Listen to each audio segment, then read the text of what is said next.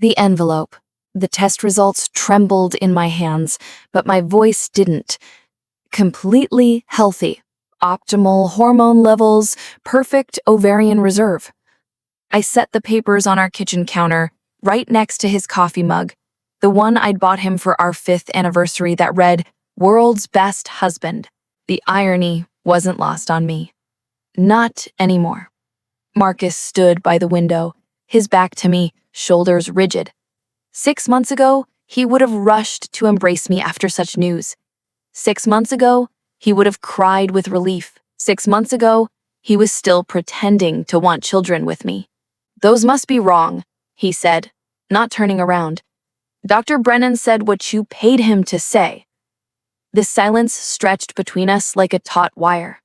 Outside, our neighbors' children played in the yard, their laughter a cruel soundtrack to this moment. Marcus finally turned, and I saw it, that flash of panic before his face rearranged itself into practiced concern. "Sarah, honey, you're upset. I understand. This is hard to accept. Stop." One word. That's all it took to halt the performance he'd been giving for 8 months. 8 months of carefully orchestrated cruelty. 8 months of making me believe I was broken. But I wasn't the one who was broken. I pulled out my phone and showed him the screenshot, his mistress's ultrasound photo, the one she'd posted on her private Instagram with the caption, "Our miracle baby, can't wait to start our real family." The coffee mug slipped from his hand. Part 1. The diagnosis. It started with a headache. Not mine. His. Marcus came home from his conference in Miami with what he called the worst migraine of his life. He went straight to bed, wouldn't let me touch him, said the sensitivity was too much. I brought him water, medication, kept the house dark and quiet. That night, I found the receipt in his jacket pocket. Not from the conference hotel, but from the Ritz-Carlton. Room service for 2. Champagne, strawberries, the cliché of it almost made me laugh.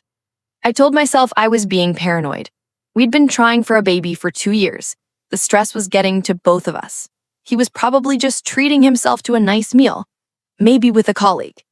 The second champagne glass could have been anyone's. 3 weeks later, he suggested we see a fertility specialist. "Just to check everything's okay," he said, his hand on my shoulder but not quite touching, hovering like a bird afraid to land.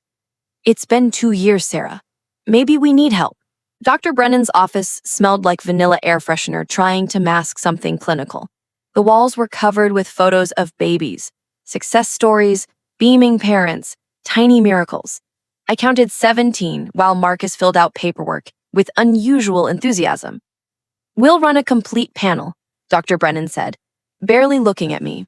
He directed everything at Marcus, as if I were merely an accessory to this process. Blood work, ultrasounds, the usual. We should have answers within 2 weeks. The tests were invasive, uncomfortable, humiliating. Marcus insisted on driving me to each appointment, but always had urgent calls to take in the parking lot. I sat alone in waiting rooms full of hopeful women, all of us avoiding eye contact, all of us carrying the same quiet desperation. 2 weeks became 3, then 4. Marcus grew increasingly distant with each passing day, as if the very possibility of my infertility was contagious. Dr. Brennan called. He told me one evening, not meeting my eyes, he wants to see us tomorrow. Both of us? Just me, actually. He said it would be better if he talked to me first. That should have been my first real warning. What legitimate doctor delivers fertility results to only one partner? But I was so deep in my own anxiety, so terrified of what the results might show, that I let him go alone. He came back with red eyes and a folder he wouldn't let me see. "Sarah?" He sat on the opposite end of our couch, the distance between us suddenly vast. "The results, they're not good." "What do you mean?" "Your eggs, the quality is extremely poor. The quantity is almost non-existent. Dr. Brennan said our chances of conceiving naturally are less than 1%. The room tilted. I reached for his hand, but he pulled away. "I need time to process this," he said, standing. "I'm going to stay at David's tonight. Marcus, please, we can get through this together. There's IVF, adoption. I said I need time. The door closed behind him with the finality of a verdict. Part 2. The distancing. My sister Emma noticed first. He didn't touch you once during dinner, she said, helping me clear plates while Marcus took another urgent call on our deck. Not once. No hand on your back, no casual touches, nothing. He's stressed with work, I said, scraping leftovers into the trash with unnecessary force. Sarah. Emma grabbed my wrist, stilling my frantic movements.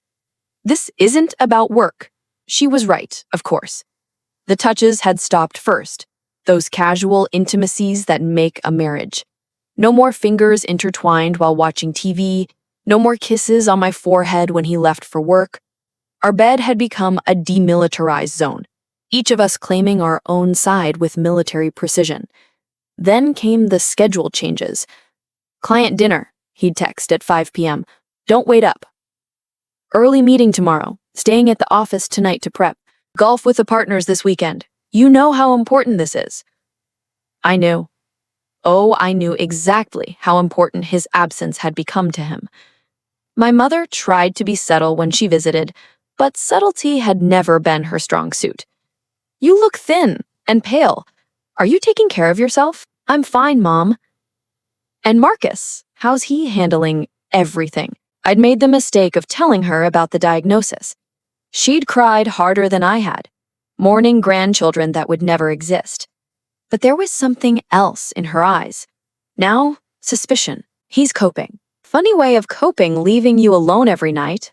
Mom, I'm just saying, when your father and I got bad news about his cancer, we faced it together. That's what marriage is. But Marcus had already rewritten our marriage contract. I just hadn't received my copy yet. The grocery store became my refuge. Late-night runs when insomnia won, wandering aisles of fluorescent normalcy. That's where I saw them the first time. Marcus and a woman I didn't recognize. Her hand on his arm as they laughed over something on his phone. She was pretty in that effortless way. Blonde, petite, probably 10 years younger than my 34 years. I ducked behind a display of canned tomatoes, my heart hammering. They didn't see me. She reached up to fix his collar, and he didn't pull away. He leaned into her touch like a plant-seeking sun. I left my full cart in aisle 7 and drove home in a daze. He came home that night with takeout from my favorite Thai place. Thought you might be hungry, he said, unpacking containers with theatrical care. I got your usual. Where were you? Office. Budget meetings ran late. The lie came so easily, I wondered how many others I'd swallowed without tasting their bitterness. Part 3. The evidence. I became a detective in my own home. It started innocently enough, looking for signs I'd misread the grocery store encounter. Maybe she was just a colleague. Maybe the intimacy I'd witnessed was my imagination, twisted by insecurity and fear. His laptop password hadn't changed. Why would it? In his mind, I was too broken, too desperate to be suspicious. I found the search history first. How to tell your wife you want a divorce, fertility problems, and mental health. Is infertility grounds for divorce? Gaslighting definition. How to make someone think they're crazy.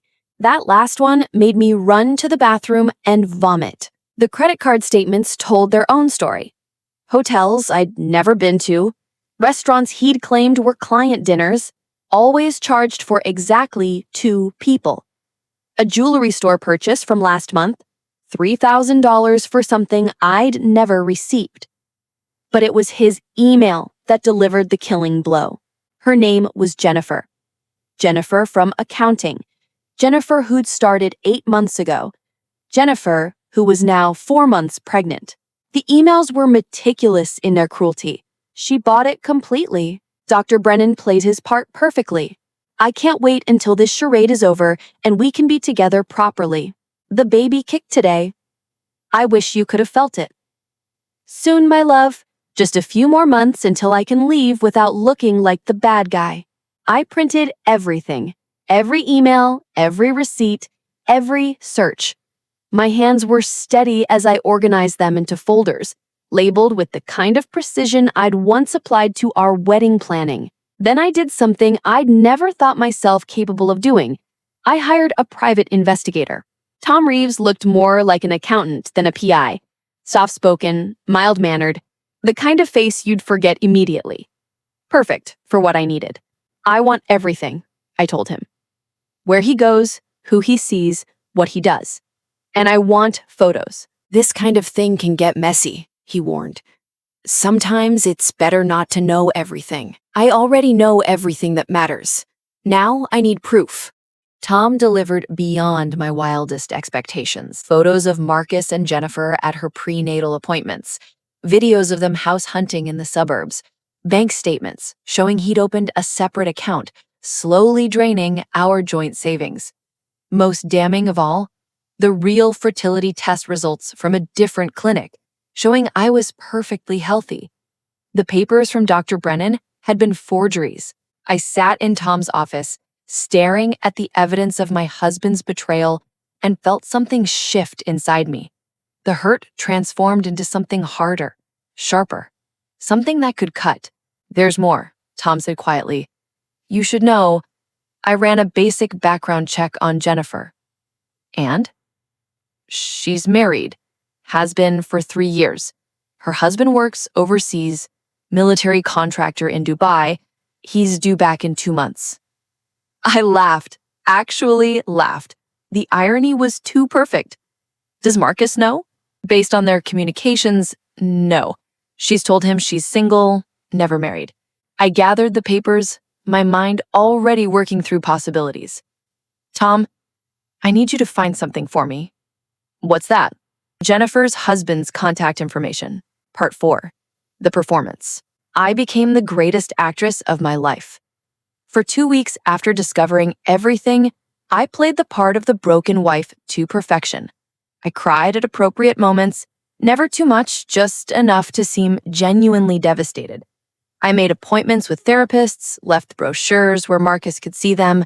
I joined an online support group for infertile women and left my laptop open to the forum. Maybe we should consider adoption, I said one night, making my voice small and hopeful. Marcus's jaw tightened. I want my own children, Sarah. My biological children. You knew that when we got married. But circumstances change. No, he stood abruptly. I'm not discussing this. Some things are deal breakers. I let my face crumble, let him see me break a little more. He left for another client dinner, and I continued my real work.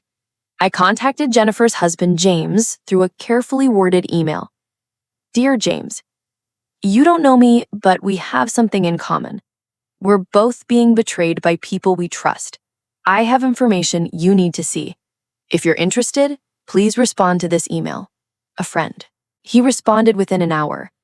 The video call with James from Dubai was surreal. He was younger than I had expected, with kind eyes that hardened as I showed him the evidence of his wife with my husband, the ultrasound she'd been sending to both men, claiming each was the father. I had a vasectomy 5 years ago. We decided we didn't want children. She knew this. So whose baby is it? Does it matter? It's not mine. And according to what you've shown me, it's probably not your husband's either. We formulated our plan carefully. James would return early from Dubai without telling Jennifer. I would orchestrate a meeting where all truths would converge. We weren't seeking revenge. We were seeking resolution. Meanwhile, Marcus grew bolder in his cruelty. He started leaving fertility clinic pamphlets around the house, ones for egg donation, for surrogacy, all with handwritten notes, options to consider, or maybe this could work. Each one designed to reinforce my supposed deficiency. He began talking about the future in ways that explicitly excluded me. When I have kids someday, a man needs a legacy. Some people just aren't meant to be parents. Each comment was a calculated cut, designed to make me believe I was holding him back from his destiny as a father. I absorbed them all, filed them away with the rest of the evidence. My mother visited again, took one look at me, and pulled me into her arms. Whatever you're planning, she whispered, be careful. How did you? I'm your mother. I know when you're hurting and I know when you're fighting. Right now, you're doing both. I pulled back to look at her. I know what he is, she said firmly, and I know what you are. You're my daughter. You're stronger than he thinks. Part 5. The dinner. I suggested the restaurant. We need to talk about our future, I told Marcus, making my voice weary but determined. Somewhere public, so we both stay calm. He agreed immediately, probably thinking I was going to offer him an easy divorce, maybe even take the blame. He suggested bringing someone for support. Maybe that would be good, I agreed. We could both use friends there. The restaurant was perfect, intimate enough for conversation, public enough for witnesses. I arrived early, chose a table near the window, where the lighting would be perfect for what was coming. I placed the envelope on the empty chair beside me and waited. Marcus arrived with Jennifer. She was showing now, her hand resting protectively on her bump as they walked in. She wore the necklace, the $3,000 purchase from his credit card. They looked like the perfect couple expecting their first child. "Sarah," Marcus said, his voice dripping with false sympathy. "This is Jennifer from my office. She's been a good friend through all of this." Jennifer had the grace to look uncomfortable, but she sat down anyway, her eyes avoiding mine. "It's nice to finally meet you," I said, pleasantly. "I have heard so much about you." Marcus's eyes narrowed slightly, but I maintained my composure. "I asked you here because I think it's time we were all honest with each other. Marcus, you've been telling me for months that I'm infertile, that I'm the reason we can't have children. Sarah, please, not here." "But that's not true, is it?" I pulled out the first document from the envelope. "These are my real test results from 3 different clinics, all showing perfect fertility, the color drained from his face. This," I continued, pulling out another paper, "is a signed affidavit from Dr. Brennan's nurse, stating that you paid him $10,000 to provide false results." Jennifer's hand moved from her belly to the table, gripping the edge. "And these," I spread out the emails, "are your correspondence with Jennifer, planning this entire deception, including the part where you discuss making me think I'm going crazy." "Sarah," Marcus started to stand, but I wasn't finished. "Sit down, we're not done." Something in my voice made him comply. "Jennifer," I turned to her, my voice almost gentle, "there's something you should know too.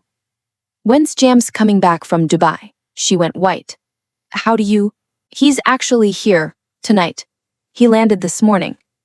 As if on cue, James walked through the restaurant door. He looked exactly like his photos, tall, distinguished, wearing his wedding ring prominently. "Hello, Jennifer," he said quietly. "Interesting condition you're in, considering my vasectomy." The silence at our table was deafening. Other diners had begun to notice the tension, heads turning our way. "The baby," Jennifer whispered, her hand protective over her bump. "The baby is not mine," James said firmly.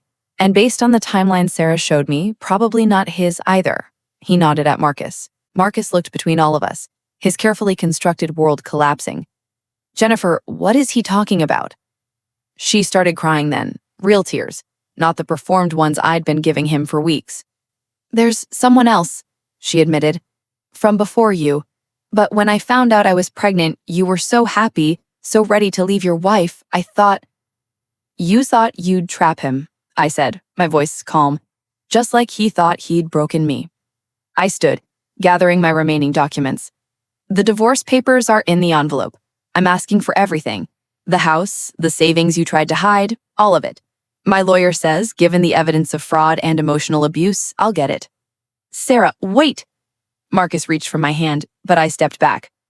"I'm also sending copies of everything to your company's HR department. I believe they have policies about supervisors having affairs with subordinates, especially ones involving elaborate fraud schemes." Jennifer gasped. "You can't." "I can and I have." I looked at James. "I'll leave you all to sort this out."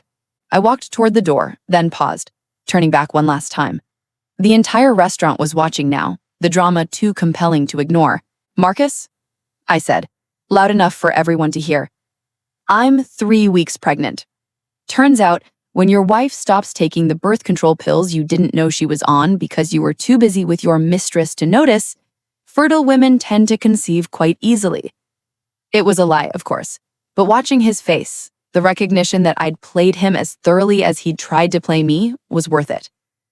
Oh, and Marcus, it's not yours.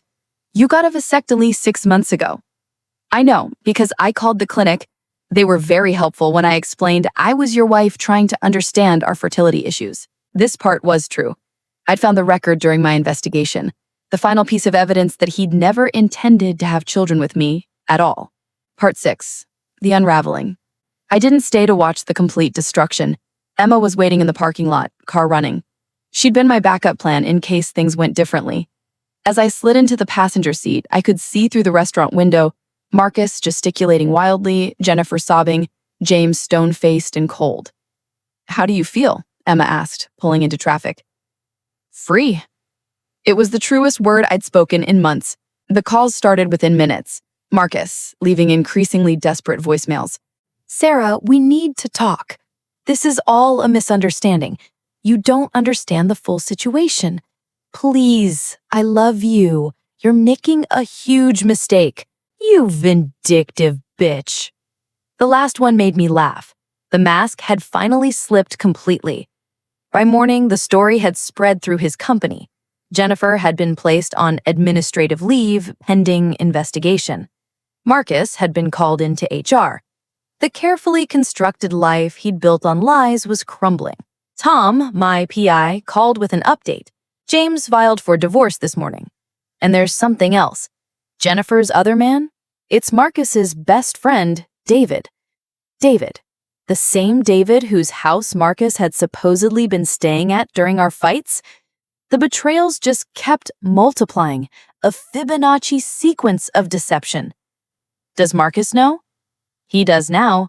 David confessed everything when Marcus confronted him about letting Jennifer stay there last night. I sat in my mother's kitchen, I'd moved back home temporarily, and felt the last of my anger drain away. They deserved each other, this collection of liars and cheats. Let them sort through the wreckage he'd created. My lawyer called that afternoon. He's agreed to everything. The house, the accounts, all of it. He just wants this over quickly. Of course he does. His reputation is everything to him. There's one condition. He wants you to sign an NDA about the whole situation. No. Sarah, he's offering an additional substantial settlement. I said no. I won't be silenced. I won't pretend this didn't happen. Other women deserve to know what kind of man he is. The lawyer sighed. I'll relay your response. 3 days later, I returned to our house, my house now, to collect some things. Marcus was supposed to be at work, but I found him in our bedroom, packing his clothes into suitcases. He looked older, defeated. The confident man who'd told me I was broken had been replaced by someone who finally understood what that word really meant. I never meant for it to go this far, he said without looking at me. Yes, you did. Every step was calculated. Every lie was chosen. He turned to face me then, and I saw something I'd never seen before. Genuine fear. How long did you know? Long enough? The pregnancy thing. Was that true? I smiled. The same cold smile he'd given me when delivering my false diagnosis. Doesn't matter. You'll never know for sure, will you? That's going to eat at you. The possibility that you threw away a family for an illusion. Sarah. No. I held up my hand. We're done. You wanted to destroy me, Marcus. You wanted to make me believe I was worthless, broken, insufficient. You almost succeeded. Almost? I'm not broken. I never was. You are. You're so broken you had to try to break me just to feel whole. But here's the thing about broken people who try to break others. Eventually, they cut themselves on the pieces. I left him standing there among his half-packed belongings and walked out of the room. In the kitchen, I retrieved one last thing. The coffee mug I'd bought him. World's best husband. I dropped it in the trash can. the ceramic shattering with a satisfying crash. Part 7. The truth. 6 months later, I sat in a real fertility clinic, one I'd chosen myself, with a doctor who had no connection to Marcus or his web of lies. Everything looks perfectly normal, Dr. Chen said, showing me test results that confirmed what I'd always known. You're healthy, fertile, and whenever you're ready to try for a family, I see no medical obstacles. I'm in no rush, I said, and meant it. The divorce had been finalized 3 months ago. Marcus had left the city, taken a job across the country. Jennifer had lost her job and, according to mutual friends, was raising her baby alone. David wanted nothing to do with either of them. James had returned to Dubai, his own divorce finalized, and we occasionally exchanged emails. Two survivors of the same shipwreck, checking in on each other's recovery. I'd kept the house, but sold it anyway. Too many ghosts. I bought a smaller place closer to Emma with a garden I was learning to tend. Something about making things grow felt necessary now. My mother visited weekly, bringing casseroles and unsolicited advice about getting back out there. You're 35, she reminded me constantly. Still young, still time for everything. But I wasn't ready for everything yet. I was learning to be alone without being lonely, learning to trust my own instincts again, learning that being broken wasn't about fertility or worth or someone else's inability to love honestly.